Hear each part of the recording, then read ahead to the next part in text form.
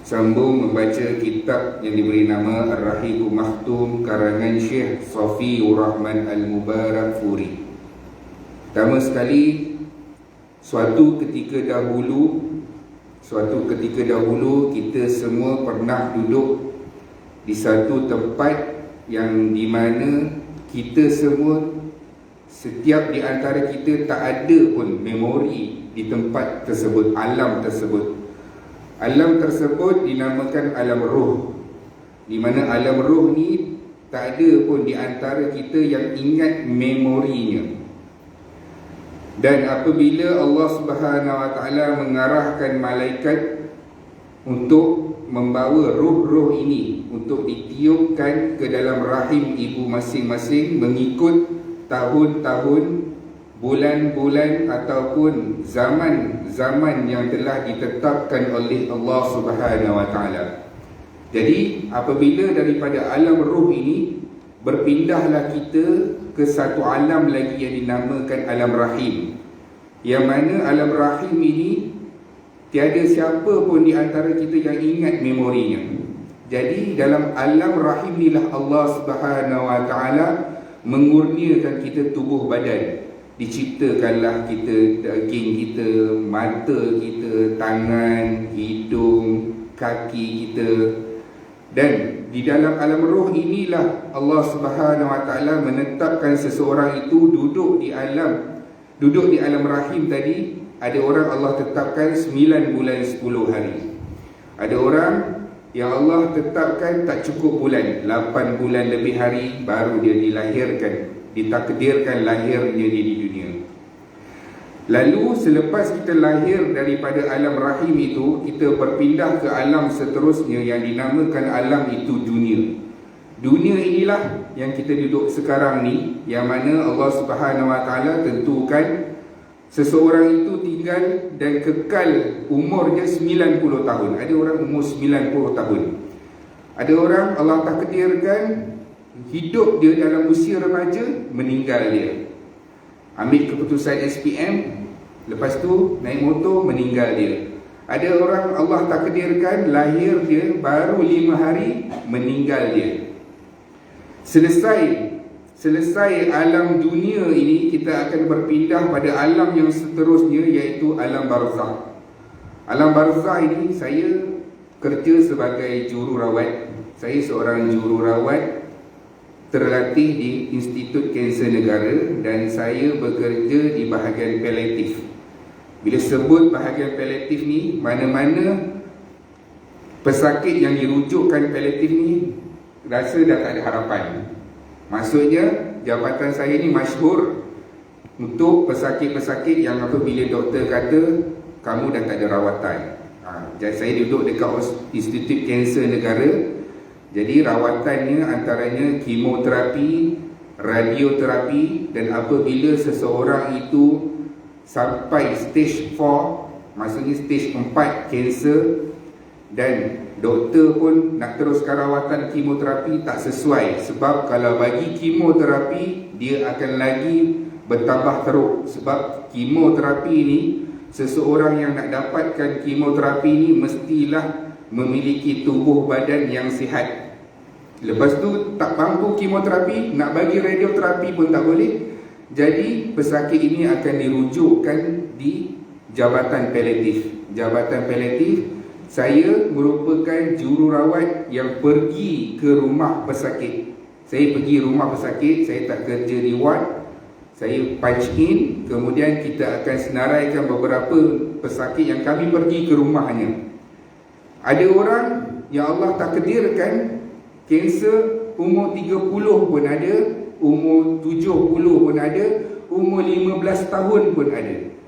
Dan setiap umur-umur ini saya menyaksikan bagaimana mereka menghadapi suasana yang dia dah tahu dah waktu kematian dia. Dia tak tahu bila dia mati, tapi dia tahu yang dia akan mati. Sebab apa? Doktor kata dah tak ada rawatan dan dia menunggu saat-saat akhir dia.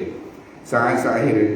Jadi orang yang hidup ni, penyakit ini tak kisahlah dia umur 50 tahun ke 30 tahun ke, 15 tahun ke, semuanya akan mati. Semuanya akan mati. Bezanya kita tak tahu masa dan bila mana kita akan mati. Ini pun adalah salah satu nikmat daripada Allah Subhanahu Wa Taala, sebab Allah merahsiakan kematian kita. Kita tengok orang yang tahu bila dia mati, orang yang tahu dia bila mati, dia nak teruskan kehidupan dia pun rasa tak semangat, nak makan pun rasa tak seronok. Hari-hari bila jumpa, bila pakcik nak pergi, bila pakcik nak pergi, bila Fauzi, bila saya ni. Saya tak boleh nak jawab sebab kita tak tahu bila tarikhnya tu. Yang saya kata, kita boleh fikirkan apa yang kita nak hadapi sekarang. Maksudnya, kita nak bagi dia selesa, tak nak dia sakit, tak nak dia ada apa-apa simptom. Jadi, apabila kita dah lepas alam barzah ini, alam barzah di mana satu alam, kalau orang itu husnul khatimah, InsyaAllah kehidupan dia selepas itu, walaupun di atas dunia ni dia susah, lahir dah susah, kais pagi, makan pagi, ada orang Allah tentukan hari ini punya gaji, hari ini punya makan, esok punya gaji untuk keesokannya pula makanan. Ada orang Allah tentukan itu. Dan ada orang yang Allah takdirkan di dunia ni dia hidup, lahir-lahir dan menjadi sultan, anak kepada sultan. Semuanya terjaga. Jadi apabila seseorang itu husnul khatimah, matinya dia, insya-Allah kehidupan selepas itu Allah bagi dia kemudahan. Dan apabila seseorang itu su'ul khatimah, hari pertama dia mati itu, dia tak akan rasa senang, dia akan rasa susah dan tak ada satu nafas pun yang dia dapat hembus dan tarik dalam keadaan rehat. Kerana dari situlah titik mulanya kesusahan yang dihadapi. Sebab tu hidup 50, 60 tahun lepas kita meninggal, masuk dalam alam barzah, kita tak tahu satu tempoh yang panjang yang kita akan tempuh. Selepas itu barulah kita dibangkitkan di mahsyar, kita dihisab dan ditentukan sama ada neraka ataupun kita duduk di dalam syurga. InsyaAllah pada pertemuan yang dahulu kita dah membaca dah kitab Sirah Ar-Rahiqul Makhtum karangan Syekh Safiur Rahman Al-Mubarakfuri. Sirah terbahagi kepada dua fasa, Mekah dan Madinah. Ini saya akan ulang-ulang setiap kali kita mulakan. Mekah 53 tahun, selesai 53 tahun Rasulullah sallallahu alaihi wasallam berhijrah di Madinah 10 tahun. Jadi keseluruhannya 63 tahun. 63 tahun itulah umur Nabi Muhammad sallallahu alaihi wasallam. InsyaAllah pada pertemuan yang dahulu kita dah lihat bagaimana Nabi Muhammad sallallahu alaihi wasallam dihantar ke perkampungan Sa'diyah. Perkampungan Sa'diyah ini di mana menjadi kelaziman orang-orang Arab yang duduk di bandar, terutama di Mekah. Mereka akan hantar bayi-bayi mereka yang lahir pada tahun tersebut untuk dijaga di perkampungan. Jadi orang-orang Bani Sa'ad ini datang, yang mana menjadi ibu susuan, mereka datang menaiki unta pergi ke Mekah untuk mengambil bayi-bayi ini. Sampailah satu keluarga, iaitu Halimatus Sa'diyah dengan Al-Harithah. Mereka pergi, tapi unta mereka ini, tunggangan mereka ini lambat. Jadi bila lambat itu, bila sampai dekat Mekah, semua bayi-bayi dah diambil, kecuali satu bayi. Satu bayi ini tak diambil. Jadi bertanyalah Harithah dengan Sa'diyah ini, dengan Halimah ini, kenapa bayi ini tak diambil? Sebab yang utamanya bayi ini yatim. Bila yatim, tak ada siapa yang nak bayarkan upah. Sebab apa? Ayah dah tak ada. Jadi siapa nak cari rezeki, nak cukupkan bayaran upah yang selama 2 tahun di bawah jagaan ibu susuan ni, tak tahu siapa nak bayar. Jadi bayi ni tak diambil. Jadi Harithah dengan Halimatus Sa'diyah bincang-bincang. Dia kata, beginilah bang, kita dah datang jauh, kita ambil bayi Muhammad ini. Kita ambil bayi Muhammad ini dan kita bawa balik. Sebab kita dah pergi dah bermodal, kalau kita tak ambil bayi, apa pun kita tak dapat apa-apa manfaat. Jadi mereka ambil bayi Muhammad ini, dan ketika mereka ambil bayi ini, jadilah keluarga Harisah dan Halimatus Sa'diyah keluarga yang paling beruntung sebab memiliki bayi Muhammad ini. Seawal bayi lagi, Rasulullah sallallahu alaihi wasallam ini dah mencurah-curah keberkatannya. Apabila kita lihat naiknya Muhammad ini di atas binatang tunggangan Halimatus Sa'diyah dan Harisah, laju tunggangan mereka. Laju, dan apabila sampai di perkampungan Sa'diyah yang ketika itu musim kemarau, orang-orang di perkampungan Sa'diyah itu dapat melihat bahawa keberkatan di bawah keluarga Halimah dengan Harisah ini. Antaranya, satu, mereka punya ternakan semuanya mengeluarkan susu pada tahun tersebut. Tanaman-tanaman mereka menjadi, dan kawasan di tempat Halimah sahaja yang menjadi dari sudut ternakannya dan dari sudut tanam-tanamannya, sehingga kan semua jiran-jiran Halimatus Sa'diyah dan Harisah ni kata, Harisah, Sa'diyah, Halimah, kami nampak kamu ni beruntung. Sebab apa? Kamu dapat bayi ini, dan keberkatan yang aku nampak dalam keluarga kamu ini datang daripada bayi yang kamu jaga ini. Jadi selepas tamat tempoh 2 tahun, Halimatus Sa'diyah dengan Harisah pulang semula ke Mekah. Sebab tempoh upah dia menjaga tu 2 tahun sahaja. Sampai 2 tahun dibawanya Muhammad ini ke Mekah untuk dipulangkan semula ke Aminah. Dan tujuannya untuk apa? Bukan nak pulangkan, nak minta izin kepada ibu kepada Rasulullah sallallahu alaihi wasallam nak jaga lagi. Sebab apa? Kita kalau duduk satu company ataupun satu majikan yang banyak benefit dia, keluarga kita pun dapat kelebihan, bonus tiap-tiap bulan, orang offer kita kerja lain walaupun dekat tempat kerja kita tu dengan kita, tapi kita tak nak pergi. Sebab apa? Untungnya kerja di situ. Jadi Halimatus Sa'diyah ni rasa bersyukurnya dia menjaga bayi Muhammad ini. Dia minta izin kepada Aminah, wahai Aminah, kami nak jaga Muhammad lagi, nak tambah, nak lanjutkan tempoh jagaan Muhammad ini. Jadi Aminah ni rasa beruntung. Sebab apa? Lagi lama dia jaga dekat perkampungan, Muhammad ini akan dibesarkan di suatu tempat yang udaranya bersih, makanannya segar, dan belajar bahasa Arab yang sebenar. Jadi Aminah bersetuju untuk membagikan jagaan itu kepada Halimatus Sa'diyah dengan Harisah. Maka baliklah pasangan ini. Dan di sinilah bermulanya kisah yang pertama.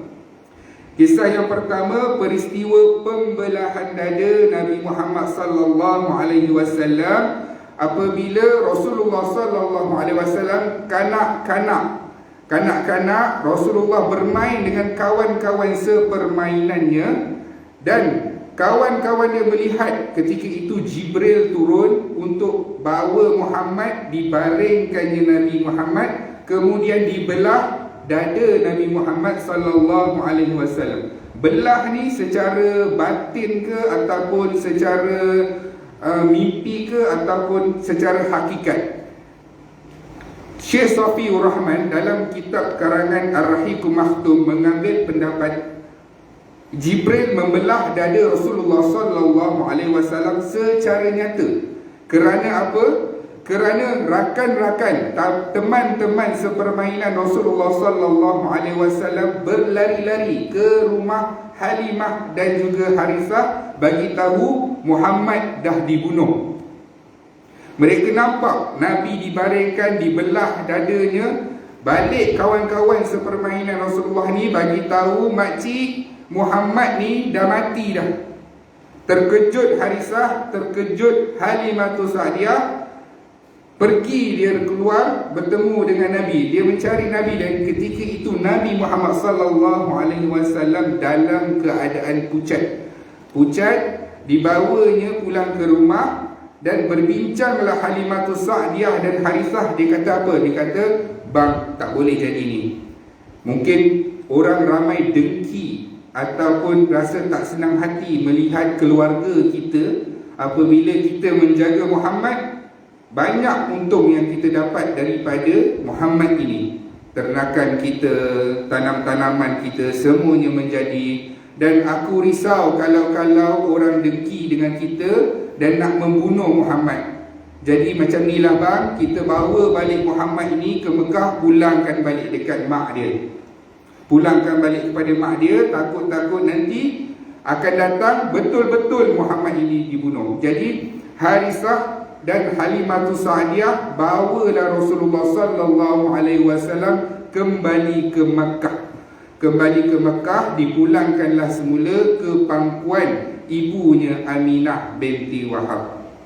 Jadi tinggallah Rasulullah sallallahu alaihi wasallam bersama dengan Aminah, dan pada ketika itulah Aminah ni apabila pertama kali duduk bersama dengan anak dia, baru nak berkasih sayang dengan anak dia, dia cadang beginilah, kita pergi ziarah ayah. Ziarah kubur ayah. Ziarah kubur ayah sebab tak pernah tengok ayah. Gambar sekeping pun tak ada. Ayah meninggal waktu Rasulullah sallallahu alaihi wasallam dalam kandungan lagi. Jom kita pergi Madinah ziarah Abdullah, iaitu bapa Rasulullah sallallahu alaihi wasallam. Sampai dekat Madinah, perjalanan itu daripada Mekah pergi ke Madinah yang ketika itu namanya Yathrib, Rasulullah sallallahu alaihi wasallam bersama dengan ibunya Aminah dan ditemani oleh Ummu Aiman. Ummu Aiman ni siapa? Ummu Aiman ini adalah hamba yang ditinggalkan oleh Abdullah, dan Ummu Aiman ini tinggal bersama dengan Aminah binti Wahab sebagai pembantu. Dan sampailah ziarah kubur ayah Rasulullah sallallahu alaihi wasallam, tak sempat pun perjalanan balik ujian Nabi Muhammad sallallahu alaihi wasallam yang kali keberapa pun kita tak tahu, apabila Allah Subhanahu wa taala memberikan kesakitan ke Aminah ini, memberikan kesakitan kepada Aminah. Aminah jatuh sakit, yang mana sakit itu ke arah kematian. Jadi Aminah ini meninggal di satu kawasan yang bernama Abwa. Antara Mekah dan Madinah ada satu tempat namanya Abwa. Aminah meninggallah di situ. Jadilah Rasulullah sallallahu alaihi wasallam lengkaplah gelarannya sebagai yatim dan piatu. Ayah tak ada, mak pun tak ada. Baru Rasulullah sallallahu alaihi wasallam nak panggil mak dia dengan mak, nak panggil ibu dia dengan ummi, baru nak rasa kasih sayang seorang mak, Allah tarik Aminah. Allah jemput Aminah, Allah wafatkan Aminah. Untuk apa? Inilah tarbiyah terus daripada Allah Subhanahu wa taala. Allah wafatkan bapa Rasulullah sallallahu alaihi wasallam. Allah wafatkan ibu Rasulullah sallallahu alaihi wasallam. Untuk Nabi ini apabila sudah menjadi rasul nanti, sudah menjadi Nabi, Allah nak, Muhammad, pergantungan kamu kepada aku terus. Tak ada nak mengadu-mengadu dengan ayah. Kalau kita lah ada masalah sikit, hello mak, susah ni, duit tak cukup. Kita manusia, kalau kita nak mengadu dengan isteri, mengadu dengan ibu, mengadu dengan ayah. Jadi Allah Subhanahu wa taala nak latih Nabi Muhammad sallallahu alaihi wasallam supaya pergantungan Nabi Muhammad sallallahu alaihi wasallam terus kepada Allah Subhanahu wa taala apabila menjadi rasul nanti. Selepas kewafatan Aminah, siapa yang jaga Muhammad ini? Siapa yang jaga? Yang menjaga Muhammad mestilah selalu ni siapa? Selalu kalau ayah dah tak ada, mak tak ada, yang jaga itu mestilah atuk. Atuk lah yang akan jaga. Jadi bila duduk dengan datuk ini, apa sahaja kemahuan si cucu ini mesti ditunaikan. Rasulullah sallallahu alaihi wasallam dijaga oleh datuknya, iaitu Abdul Muttalib. Abdul Muttalib ni siapa? Abdul Muttalib inilah pemimpin Mekah. Pemimpin Mekah pada ketika itu, di mana Abdul Muttalib ini betapa sedihnya sebab yang pertama dia dah kehilangan anak kesayangan dia Abdullah. Kemudian kehilangan pula menantunya Aminah. Jadi cucu ni Muhammad ini seorang-seorang. Jadi betapa kasih dan sayangnya dimanjakanlah Muhammad ini. Dimanjakanlah bayi Muhammad ini sehingga kan di Mekah itu ada satu tempat mesyuarat pemimpin-pemimpin Mekah, dan satu tempat ini, kerusi ini disediakan khas untuk Abdul Muttalib. Jadi apabila Muhammad ini masuk ke dalam tempat mesyuarat itu, Nabi akan pergi tempat yang paling orang tak pergilah, maksudnya tempat yang paling bagus, tempat duduk paling bagus, tempat duduk pengerusi. Rasulullah pergi duduk dekat situ. Jadi bapa saudara Rasulullah sallallahu alaihi wasallam nak halang. Jadi Abdul Muttalib kata tak apa, biarkan Muhammad bermain. Sesungguhnya dia ini ada masa depan yang cerah. Muhammad ini ada masa depan yang cerah, biarkan dia.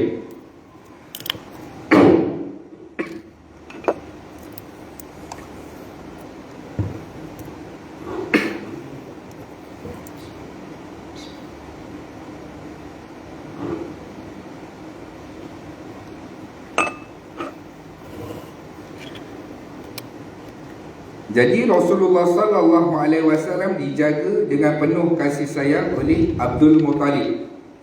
Baru nak rasa kasih sayang 2 tahun saja Allah bagi peluang tu. Allah bagi peluang nak rasa kasih sayang keluarga selama 2 tahun saja. Kemudian Allah wafatkan pula Abdul Muttalib. Abdul Muttalib wafat. Jadi Rasulullah sallallahu alaihi wasallam dijaga oleh siapa? Rasulullah ada ramai bapa saudara, antaranya adalah Sayyidina Hamzah, Abbas, Abu Lahab dan Abu Talib. Itu nama-nama yang masyhur yang kita kenal sebagai bapa saudara Nabi Muhammad sallallahu alaihi wasallam. Siapa yang menjaga Rasulullah, hak penjagaan itu diberikan kepada Abu Talib. Sebab apa Abu Talib? Sebab Abu Talib ini adalah adik-beradik seibu dan sebapa dengan Abdullah. Maksudnya paling rapat. Bapa saudara yang ada pertalian rapat dengan Abdullah adalah Abu Talib. Jadi Abu Talib inilah yang menjaga Rasulullah sallallahu alaihi wasallam.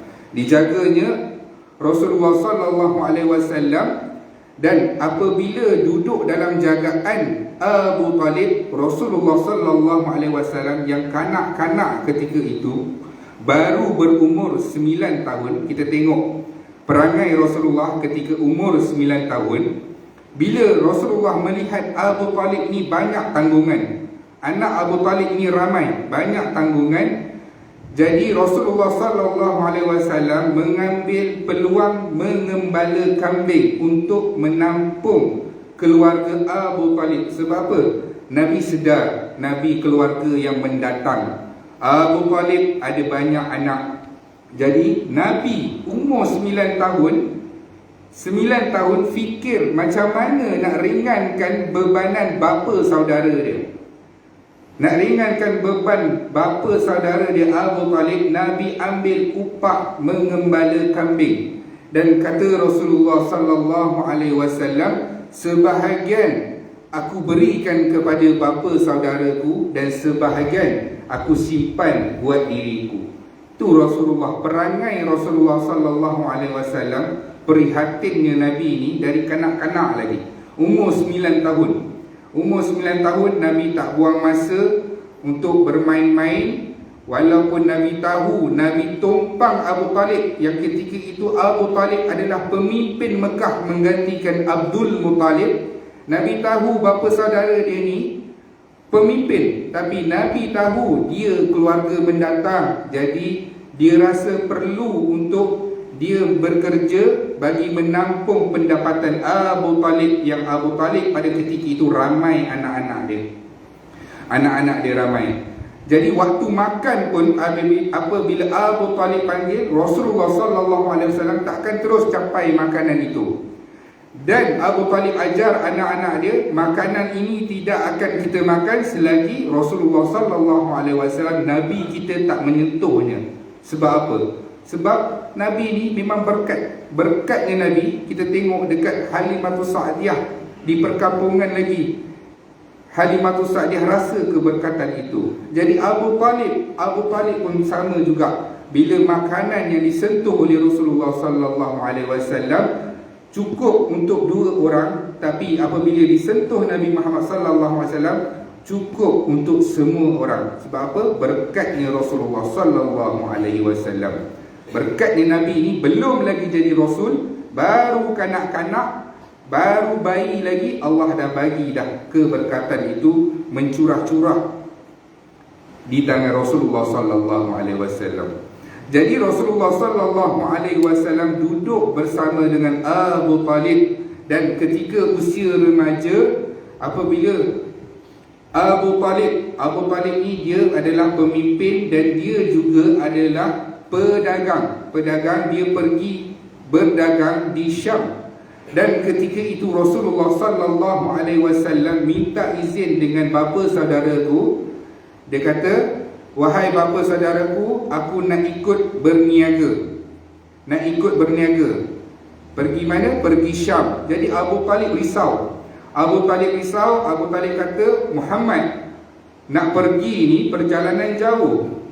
Kalau kita pergi, kemungkinan satu, ada penyamun, ada lanun dekat perjalanan tu, kemungkinan besar akan diserang dengan lanun yang akan merompak ataupun membunuh.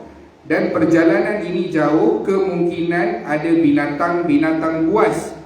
Jadi tak sesuai Muhammad untuk engkau ikut." Jadi Rasulullah sallallahu alaihi wasallam menangis. Menangis apa? Bukannya tak dapat mainan.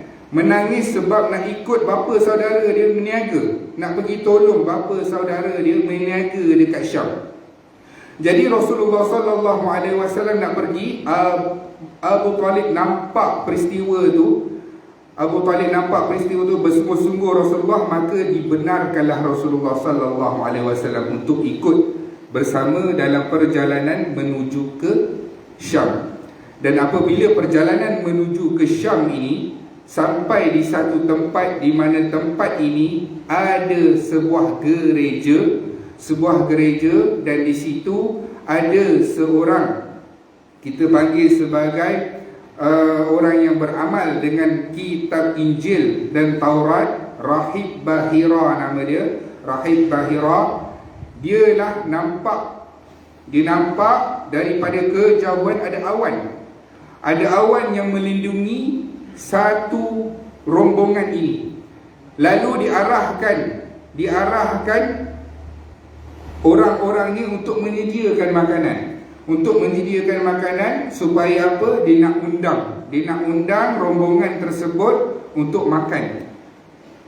Jadi apabila rombongan itu sampai, lalu dilawa, dan Abu Talib pada ketika itu hairan sebab apa? Satu, apabila tiap-tiap kali Abu Talib pergi untuk berdagang ke Syam, tak ada pun siapa-siapa nak lawa makan, tak ada siapa-siapa pun. Tapi pada tahun tersebut, apabila dia bawa Muhammad sekali untuk pergi berniaga, tiba-tiba dapat undangan daripada Rahib Bahira ini. Lalu masuklah dalam rombongan ini. Dan Rahib Bahira ini dia tercari-cari. Dia kata, "Semua dah ada ke dalam rombongan ini?" Dia kata, "Semua dah ada ke? Cukup ke?" Dia kata, lepas tu Rasulullah sallallahu alaihi wasallam itu dikatakan ada berada di luar. Sebab apa? Nabi tak masuk ke dalam gereja.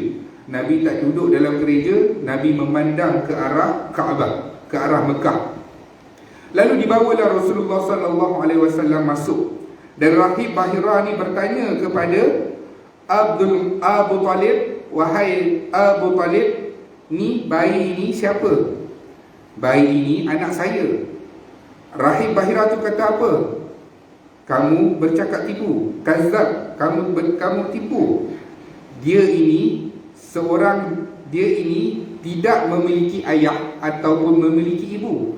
Jadi Abu Talib pada masa tu Abu Talib rasa hairan, macam mana rahib Bahira ini tahu bahawa Rasulullah sallallahu alaihi wasallam ini yatim dan piatu. Jadi apabila Abu Talib tanya kepada rahib Bahira tu, rahib Bahira ini jawab, sesungguhnya aku membaca Taurat dan Injil, dan di dalam Taurat dan Injil dinyatakan secara terperinci keadaan Rasul akhir zaman itu, bagaimana ciri-cirinya. Dan antara ciri-cirinya adalah Rasul akhir zaman itu yatim dan piatu. Dan Rasulullah sallallahu alaihi wasallam ada tanda kelahiran di bahu Nabi seperti daging lebih. Dan hanya Nabi sahaja yang akan dapat payungan daripada awan. Sebab itu bila rahib Bahira nampak rombongan itu ada awan yang ikut, sebab itulah dilawanya rombongan itu untuk lihat betul ke dalam rombongan ini ada bakal seorang Nabi, ada bakal Nabi. Jadi rahib Bahira ini memberikan cadangan kepada Abu Talib supaya dibawa Muhammad ini pulang. Sebab apa? Sebab khawatir kalau orang Yahudi nampak, pasti dia akan bunuh. Sebab apa? Yahudi ini terkenal dengan pembunuh para nabi dan rasul. Jadi risaunya rahib Bahira ni, dia kata dengan Abu Talib, sebaiknya kamu membawa balik Muhammad ini pulang semula. Sebab takut-takut kalau Yahudi nampak, dibunuhnya Muhammad sallallahu alaihi wasallam. Lalu dibawalah pulang Rasulullah sallallahu alaihi wasallam ke Mekah pulang semula. Dan Rasulullah sallallahu alaihi wasallam pada ketika di Mekah, Rasulullah sallallahu alaihi wasallam juga pernah turut sama dalam peperangan. Kita nampak Rasulullah berperang. Masyhur peperangan pertama adalah perang Badar. Perang Badar yang dipimpin oleh Rasulullah sallallahu alaihi wasallam ketika Nabi berada di Madinah nanti. Di Madinah. Tapi kali ini ketika remaja Rasulullah sallallahu alaihi wasallam turut sama dalam peperangan, di mana peperangan itu melibatkan kaum Quraisy dengan satu kaum yang lain, di mana Rasulullah sallallahu alaihi wasallam berperanan mengutip anak-anak panah yang jatuh untuk dikumpulkan dan diberikan kepada tentera-tentera Quraisy. Itu tugas Rasulullah sallallahu alaihi wasallam dalam peperangan tersebut. Adakah Nabi masuk dalam peperangan? Ya, Nabi masuk. Adakah Nabi ada peluang ke Nabi nak terkena panah ke, ataupun nak kena pisau ke, nak kena pedang ke? Ada kemungkinan ke Rasulullah sallallahu alaihi wasallam mati? Ya, ada kemungkinan, sebab Nabi turut sama dalam peperangan tersebut. Dan di sinilah Rasulullah sallallahu alaihi wasallam belajar macam mana nak mengatur satu-satu pasukan peperangan. Mana satu nak kena serang, di mana nak letakkan tentera berkuda, di mana nak letakkan tentera-tentera pemanah, pejalan kaki, yang mana nak pergi serang dulu. Di sinilah kepintaran Rasulullah sallallahu alaihi wasallam ketika perang-perang yang seterusnya di Madinah nanti, perang Badar, perang Uhud, perang Ahzab. Nanti kita akan lihat bagaimana kepimpinan Rasulullah sallallahu alaihi wasallam. Daripada usia remaja lah Nabi dapat peluang tersebut, ilmu tersebut, sebab Nabi masuk dalam peperangan tersebut. Dan Rasulullah sallallahu alaihi wasallam nanti apabila menjadi rasul, Nabi sangat memuji satu peristiwa ketika Rasulullah sallallahu alaihi wasallam berada di Mekah, iaitu peristiwa di mana seorang pedagang ini ditipu oleh pemimpin-pemimpin Quraisy. Tipu dalam perniagaan ini biasa ketika zaman jahiliyah. Tipu ni biasa. Tipu orang yang lebih miskin, tipu orang yang lebih tiada pengaruhnya. Jadi biasa. Jadi apabila pemimpin Mekah ini, ada orang luar yang berdagang, memberikan jumlah dagangan dia untuk dibayar oleh pemimpin Mekah ini, dia tak bayar. Dan dia tak bayar, kemudian si pedagang ini meminta bantuan kepada kerajaan Mekah. Maksudnya pergi mengadu dengan kerajaan Mekah untuk minta pertolongan. Kerajaan Mekah pun sama juga, 2 kali 5 juga pun satu kepala dengan pemimpin Mekah ini. Jadilah pedagang ini pergi ke satu bukit. Dia laut perkataan bahawa yang dia dah ditipu, dia telah dikhianati. Lalu berjumpalah orang-orang yang baik. Maksudnya walaupun Mekah ketika itu ramainya orang-orang yang tak amanah, ramainya orang-orang yang menipu, ada golongan-golongan yang baik ini bersepakat bersatu untuk bersama dengan pedagang ini menuntut kebenaran. Lalu apabila berjumpa dengan pemimpin Mekah ini, bersetujulah pemimpin Mekah ini untuk menggantikan ataupun membayar jumlah dagangan yang telah diambil kepada pedagang tersebut. Jadi Rasulullah SAW memuji sangat. Dia apabila Nabi ini menjadi Rasul, duduk dengan para sahabat, Nabi cerita, dulu masa aku dekat Mekah, ada satu perjanjian yang aku sangat suka. Maksudnya perjanjian itu Nabi suka sebab ketika itu kurangnya orang yang amanah di Mekah. Dan bila perjanjian itu berlaku, Rasulullah puji. Rasulullah kata, aku lebih suka dengan perjanjian ini lebih daripada sekumpulan binatang ternakan. Maksudnya Nabi nak perumpamaan kan, nak bagi perumpamaan bahawa sekumpulan binatang ternakan yang banyak. Dengan perjanjian tersebut, Nabi puji perjanjian tersebut lebih mulia dan aku ingin menyertainya sekiranya ada lagi perjanjian seperti itu. Itulah salah satu kisah Rasulullah SAW apabila berada di Mekah, ketika Rasulullah SAW di zaman kanak-kanak dan remaja Nabi Muhammad SAW. Nanti kita akan lihat apabila Rasulullah SAW menjadi pengembala kambing. Ketika itu jutawan wanita Mekah yang ketika itu namanya adalah Khadijah binti Khuwailid. Khadijah ini siapa? Khadijah ini perempuan yang paling bagus dari segi nasabnya, keturunannya, dan juga Khadijah ni perempuan wanita terkaya di Mekah. Terkaya di Mekah, yang mana nanti Khadijah ni nak jual barang dagangan dia untuk diniagakan. Khadijah mendengar di Mekah ini ada seorang lelaki yang masyhur dari segi kebaikannya, masyhur dari segi akhlaknya. Siapa dia? Muhammad sallallahu alaihi wasallam, Nabi kita, Nabi Muhammad. Nanti kita akan lihat bagaimana detik-detik permulaan perkenalan Rasulullah sallallahu alaihi wasallam dengan Khadijah. Apabila Khadijah menawarkan pekerjaan, Rasulullah sallallahu alaihi wasallam menawarkan pekerjaan kepada Nabi kita, Nabi Muhammad, untuk memperdagangkan harta ataupun barang jualan Khadijah untuk dibawa. Dan kita akan lihat bagaimana Khadijah ini tertarik dengan Rasulullah sallallahu alaihi wasallam.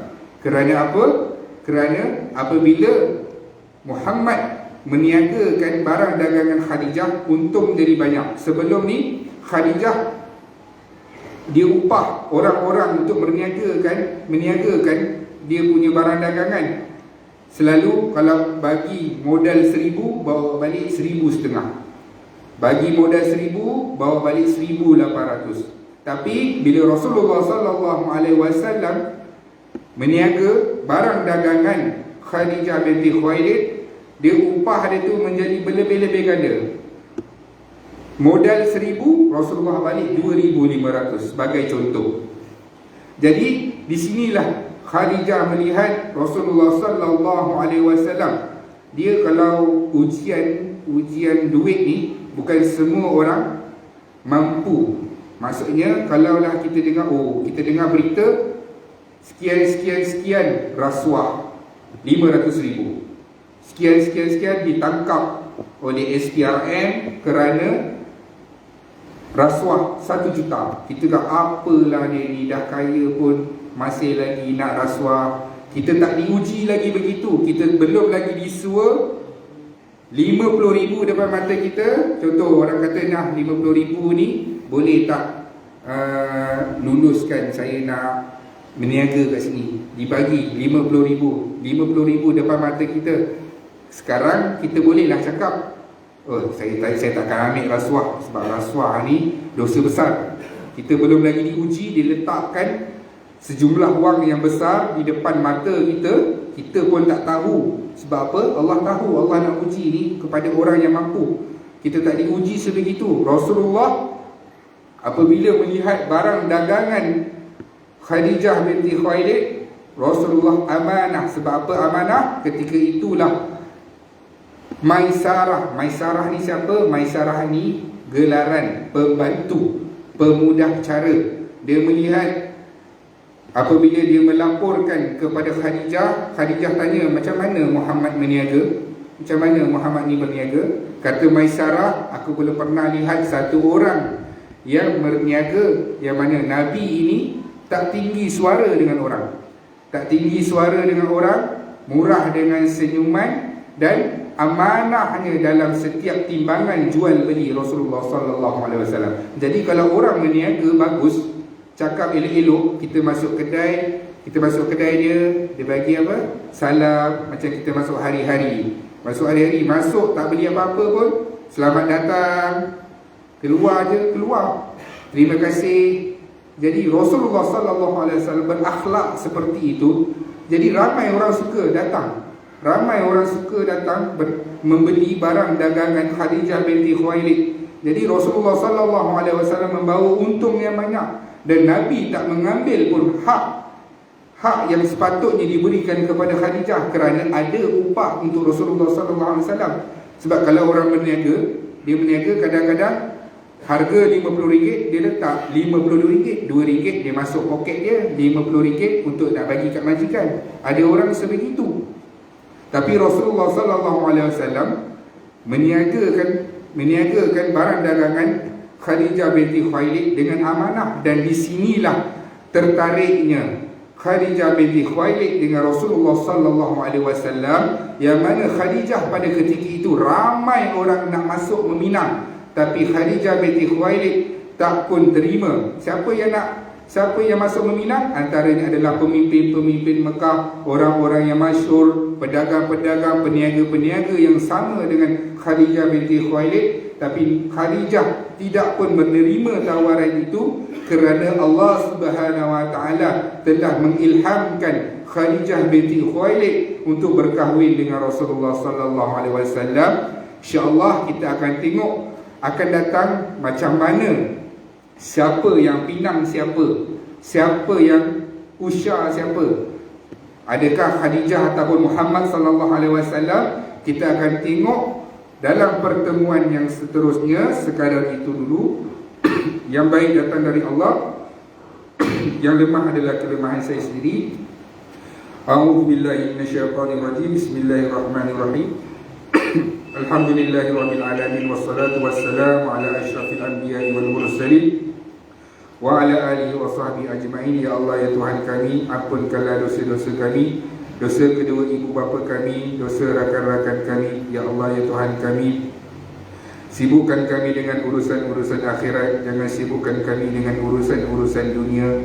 Ya Allah, ya Tuhan kami, terimalah amal ibadah kami. Ya Allah, terimalah solat kami, puasa kami, zikir kami, bacaan Quran kami sebagai pahala di sisi-Mu. Ya Allah, ya Allah, ya Tuhan kami, matikan kami dalam keadaan husnul khatimah, jangan matikan kami dalam keadaan su'ul khatimah. Ya Allah, ya Tuhan kami, Permudahkanlah sakaratul maut kami ya Allah. Jadikan kubur kami sebagai taman-taman syurga. Jangan kau jadikan kubur kami sebagai lubang-lubang neraka. Ya Allah ya Tuhan kami, bangkitkan kami dalam keadaan Engkau redha dengan kami ya Allah.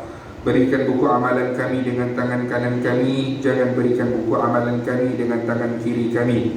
Ya Allah ya Tuhan kami, permudahkanlah hisab dan timbangan kami ya Allah. Ya Allah ya Tuhan kami, pimpinlah kami dalam meniti titian sirat-Mu ya Allah. Ya Allah ya Tuhan kami, himpunkan kami, kedua ibu bapa kami, ahli-ahli keluarga kami ke dalam syurga Firdaus tanpa hisab dan azab, dan jauhkanlah kami daripada azab api neraka Jahannam. Rabbana atina fid dunya hasanah wa fil akhirati hasanah wa qina adzaban nar. Sallallahu ala sayyidina Muhammad wa ala alihi wa sahbihi wa sallam.